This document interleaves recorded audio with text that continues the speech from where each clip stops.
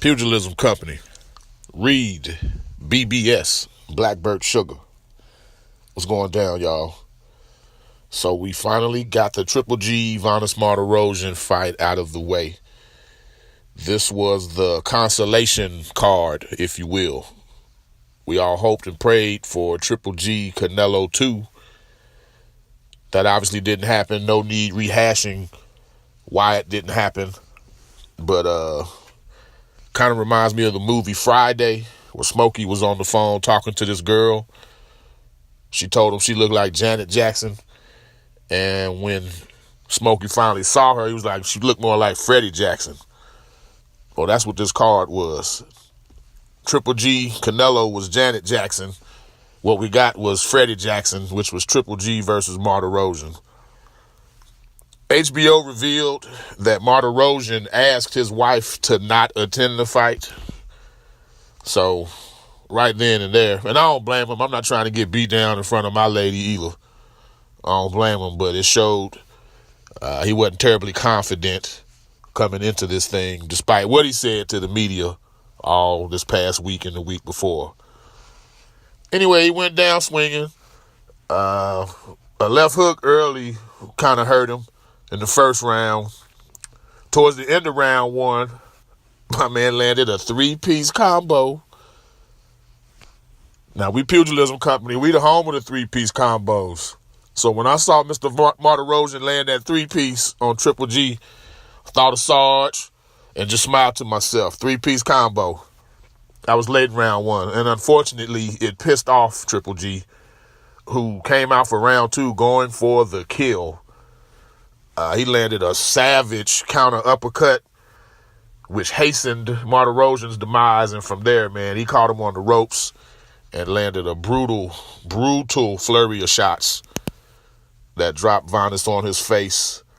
Looked like he might have been able to get up, but I don't blame him. It was going to get much worse for him had he dared rise. I'm not sure if Triple G, he's still top 5, top 10 pound for pound. Not sure if he's 1 or 2 or 3 like he was previously, but I'll say this. When it comes to finishing a hurt man, when it comes to putting away somebody, he's the best in the world still. And he showed that tonight, man. Real good finish.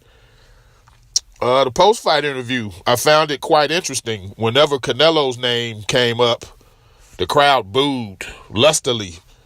Boo! Like they weren't having it. And bear in mind, this was at the StubHub Center in Carson, California. Crowd was 85-90% Hispanic. Nonetheless, they weren't. Anytime Canelo's name came up, anytime Max Kellerman uttered the words Canelo Alvarez, there was hearty booing from the crowd. Per reports, Triple G got $1 million for tonight's work. He was obviously looking at an 8-figure payday until Canelo screwed everything up. Per the same reports, Vanes walks away with $225,000. Not a bad night's work. I mean, he got his ass whooped, but $225,000 richer reportedly. Decent fight.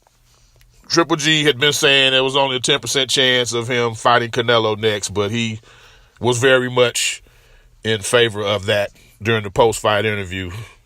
And as I just stated, he would be looking at an 8-figure payday, so why wouldn't he be? On the undercard, HBO televised their first ever women's boxing match.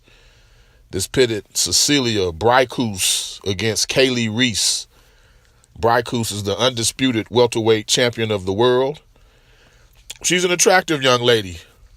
For better or worse, to generate a male audience, women's sports, they draw an audience when there's attractive women at the top of those sports. Serena Williams in tennis. For the longest, there was Anna Kournikova in tennis. Hope Solo. Layla Ali. You just go down the line. A male audience wants to look at a fairly attractive woman, even a female athlete. Now, me personally, I'm a father of 3, all girls. I can appreciate an athlete for their athletic talent exclusively, but the overall male audience, the common male audience, they need to see someone fairly attractive. And in this case, we had two fairly attractive women who also could fight. This is the first women's match that I watched in depth since probably the Ann Wolfe, Layla Ali days. I remember Ann Wolfe doing heavyweight Vonda Ward real dirty. First round knockout. Hadn't really paid much attention since then. Braekus, she's trained by Lucia Riker, but in a strange move decided, like the day before the fight, that she wanted to bring in Jonathan Banks as her chief second. After the weigh-in, she all of a sudden brought in a new person to train her. Strangest thing I've ever seen before a fight. She also insisted on 10-ounce gloves. Now, every fight I've ever known of that occurred at 147 pounds or lower, you're wearing 8-ounce gloves. Braekus insisted on 10 ounces, so that's what they wore.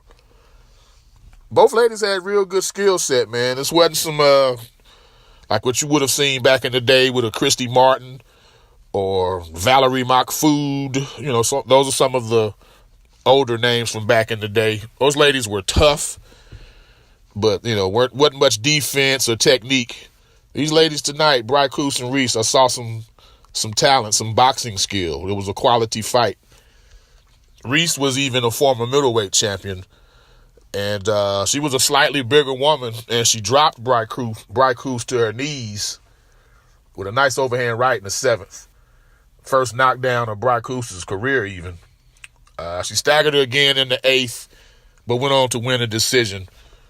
There's a quality woman's fighter below Braekus named Katie Taylor, who's 9-0, 4 KOs. And then, of course, heavier than Braekus, there's Clarissa Shields, the two-time U.S. Olympic gold medalist, who's 5-0, 2 KOs. Braekus wants those two, obviously, but she said after the fight she wants to give Kaylee Reese a rematch. Braekus raises her record to 33-0, 9 KOs.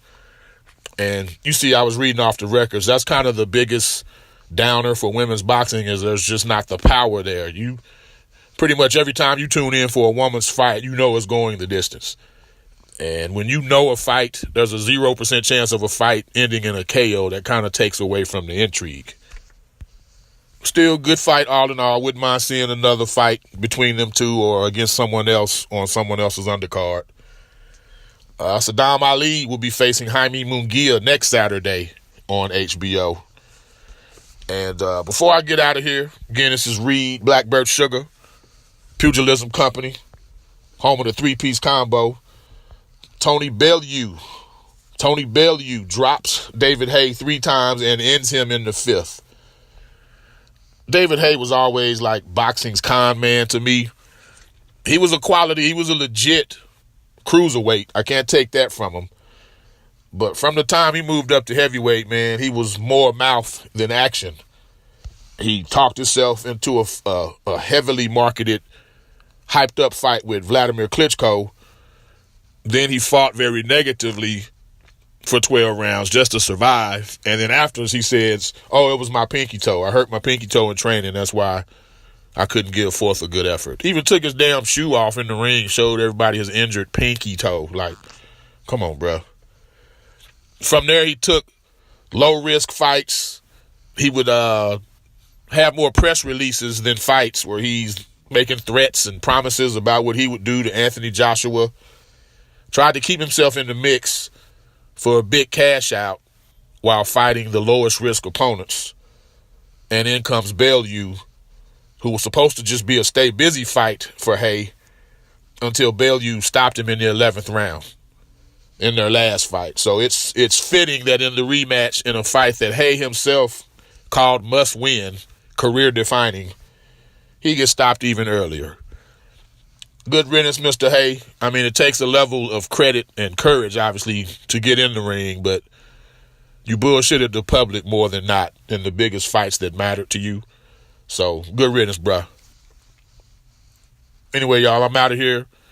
Reed Blackbird Sugar, Pugilism Company podcast. Till next time, God bless.